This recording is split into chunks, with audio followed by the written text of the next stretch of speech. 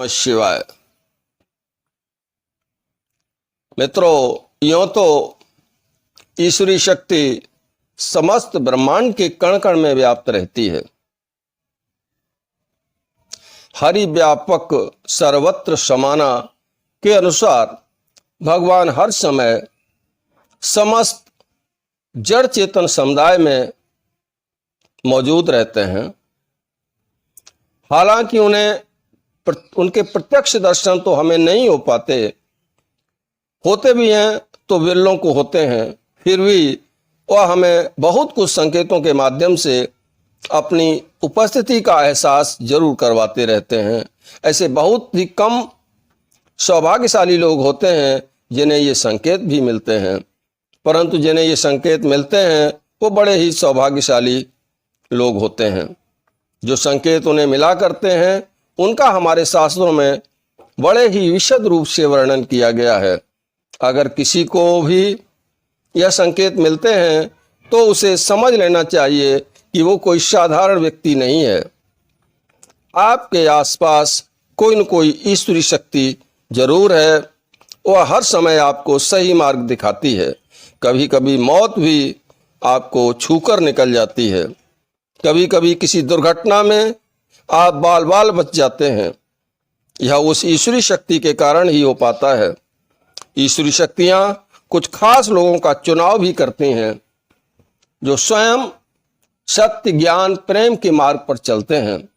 साथ ही अन्य लोगों को भी सत्य धर्म के मार्ग पर चलने की प्रेरणा देते हैं। ऐसे लोग देश, धर्म, समाज के लिए एक प्रकाश स्तंभ का कार्य करते हैं। परंतु आप ये जान कैसे पाएंगे कि ईश्वरी शक्ति हमारे आसपास है और हर समय हमारी रक्षा और मार्गदर्शन भी कर रही है? तो पहले आप उन संकेतों को समझ लीजिए। पहला संकेत है ब्रह्म मुहूर्त में जागरण। ब्रह्म मुहूर्त को अत्यंत ही साधनात्मक दृष्टि से और स्वास्थ्य की दृष्टि से बहुत अधिक महत्वपूर्ण माना गया है। ये देवताओं का समय होता है। उस समय इस धराधाम पर ब्रह्मांडी शक्तियां माने देवी देवता विचरण करते हैं, और जब हम उनकी कोई साधना करते हैं तो वह साधना, वह प्रार्थना, वह पूजा पाठ, वह भोग उन तक शीघ्र पहुंच जाता है और उनकी कृपा हमको प्राप्त होती है। तो जिसकी भी आंख ब्रह्म मुहूर्त में खुल जाती है वो बड़ा भाग्यशाली है। आपको बता दूं कि ब्रह्म मुहूर्त का समय 3 बजे से 5 बजे के मध्य का होता है। इस समय जिसकी भी आंख खुलती है उसे इस समय का फायदा जरूर उठाना चाहिए।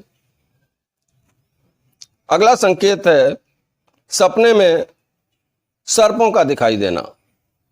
देखिए मित्रों, यदि आपको अपने सपने में बार बार सर्प दिखाई दे रहे हैं और लगातार दिखाई दे रहे हैं तो आप ये समझ जाइए कि भगवान की अहेतु की कृपा आपके ऊपर हो चुकी है। भगवान आपको बहुत कुछ देना चाहते हैं। यह संकेत दर्शाता है कि आपको शीघ्र ही धन प्राप्ति होने वाली है। वो धन किसी भी माध्यम से आए, आपके पास जरूर आएगा। अगला संकेत है आपकी रुचि पूजा पाठ में अत्यधिक बढ़ जाती है। पहले कभी पूजा कर लेते हैं, कभी नहीं करते हैं, लेकिन जब ईश्वरीय कृपा आपके ऊपर बरसती है तो आप बगैर पूजा पाठ किए रह भी नहीं सकते। आप पूजा पाठ करते हैं और जिसका परिणाम आपको शीघ्र सुखद रूप में मिलता है।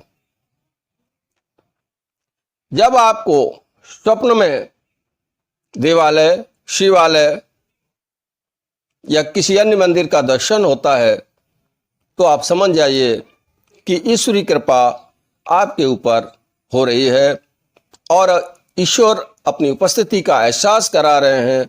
दिव्य शक्ति आपके आसपास मौजूद है। भविष्य की घटनाओं का पूर्वाभास होना। आगे जब कभी आप ध्यान में होते हो या सोते समय स्वप्न देखते हो तो उसके माध्यम से आपको आगे होने वाली घटनाओं की जानकारी प्राप्त होने लगती है। यह जानकारी हर किसी को नहीं होती। आपको बता दूं कि सूक्ष्म जगत में क्या चल रहा है, आगे क्या होने वाला है, अच्छा होने वाला है या बुरा होने वाला है, इन सब बातों की जानकारी आपको प्राप्त हो जाती है। तो यह संकेत दिव्य शक्ति के आपके आसपास होने का संकेत होता है। तो आप जान लीजिए कि आप कोई साधारण व्यक्ति नहीं, अलौकिक शक्ति कोई जरूर है जो आपके पास मौजूद है। उसी की कृपा से आपको ये पूर्वाभास हो रहा है। सपने में अगर आपको माता लक्ष्मी, माता दुर्गा का दर्शन होता है तो ये संकेत आपको बताता है कि अब आपके पास धन की कमी नहीं रहेगी। धन के नए स्रोत बनेंगे जिसके माध्यम से धन आना शुरू होगा। ये ठीक है कि माता लक्ष्मी सोने का घड़ा असरफियों से भरकर नहीं दे जाएंगी, लेकिन यह भी सत्य है कि वो नए आय के स्रोत बनाएंगी जिससे आपकी आमदनी हजारों गुना बढ़ जाएगी। तो यह संकेत बताता है कि दैवी शक्तियां आपके आसपास मौजूद हैं और आप बड़े भाग्यशाली हैं। स्वप्न में अगर आपको शंख, त्रिशूल, डमरू इत्यादि दिखाई देते हैं तब भी ये ईश्वरी कृपा का संकेत होता है। अगला पॉइंट है सामाजिक कर्तव्यों का पालन। आप चाहे कितनी भी मुसीबत में हो, चाहे आपकी कैसी भी स्थिति हो, अमीरी की हो, गरीबी की हो, आप अपने सामाजिक दायित्वों का भली प्रकार पालन करते हैं। एक अच्छे भाई, एक अच्छे पिता, एक अच्छे पुत्र, एक अच्छी पत्नी, एक अच्छी बहन का कर्तव्य निर्वाह आप सुचारू रूप से करने लगते हैं। एक अच्छे नागरिक के रूप में आप अपने देश की सेवा करते हैं। तो ये दायित्व जब आप अच्छे तरीके से पालन करते हैं तो आपके ऊपर ईश्वरी कृपा हो रही है। आप गरीबों की, लाचारों की, बेसहारों की मदद करने लगते हैं। पशु पक्षियों को भी आप बड़ी दयापूर्ण दृष्टि से देखते हैं, उन्हें कुछ न कुछ खिलाते पिलाते हैं, दान पुण्य करते हैं, बड़े बूढ़ों का आप सम्मान करते हैं। और आपको बता दूं, जो अपने से बुजुर्गों का सम्मान करता है उसकी 4 चीजें तो ये हमेशा ही बढ़ती हैं: आयुर, विद्या, यशो, वलम। आय, विद्या, यश और बल, ये 4 चीजें उसकी बढ़ती हैं। ये शास्त्र वचन है जो कभी झूठ नहीं हो सकता। तो अगर ऐसा आप करते हैं तो आप समझ जाइए कि आपके ऊपर ईश्वरी कृपा है, भगवान आपके निकट मौजूद हैं, दिव्य शक्तियां आपके आसपास हैं, आप उनके घेरे में आ चुके हैं, उनकी कृपा दृष्टि में आ चुके हैं।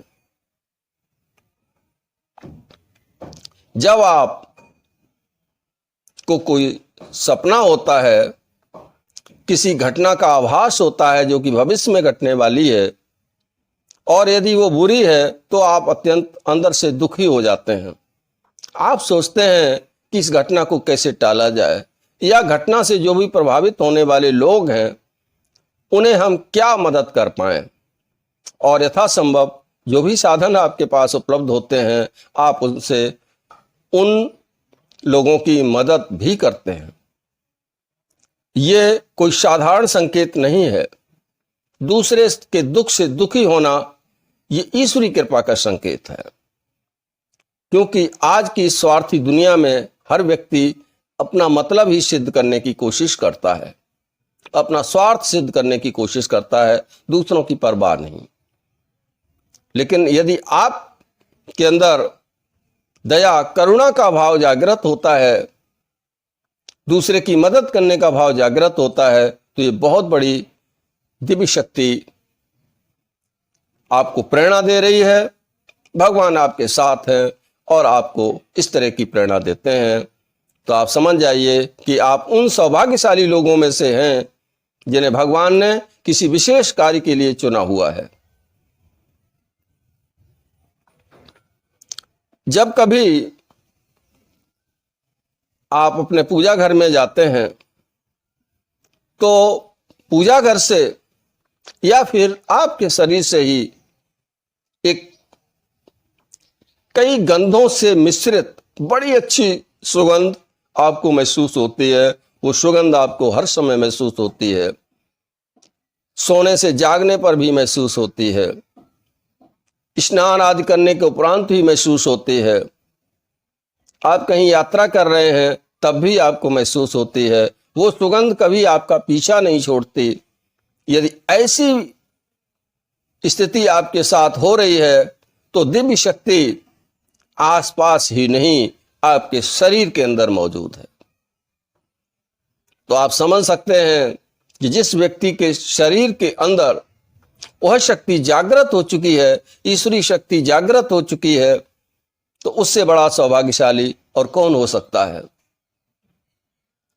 तो आप समझ जाइए, यदि इनमें से आपको कोई भी संकेत मिल रहा है, कोई भी संकेत मिल रहा है, तो आप उन चुने हुए सौभाग्यशाली लोगों में से हैं जिनके आसपास दिव्य शक्ति सदैव मौजूद रहती है, आपकी रक्षा करती है, आपको उचित मार्गदर्शन करती है, अंदर से शुभ कार्यों के लिए प्रेरणा देती है। आशा करता हूं कि जो वीडियो में जानकारी मैंने दी है वो आपके लिए अत्यंत उपयोगी साबित होगी और आप इस वीडियो के द्वारा बहुत कुछ जान पाए होंगे। यदि ऐसा है तो आप इस वीडियो को लाइक करें, अपने मित्रों में शेयर करें। चैनल को अगर अभी तक सब्सक्राइब नहीं किया है तो इसे सब्सक्राइब कर लें। वीडियो देखने के लिए मैं आपको धन्यवाद देता हूं। चलता हूं, मिलूंगा अगले वीडियो में नई जानकारी के साथ। तब तक के लिए ओम नमः शिवाय, ओम नमः शिवाय, ओम नमः शिवाय।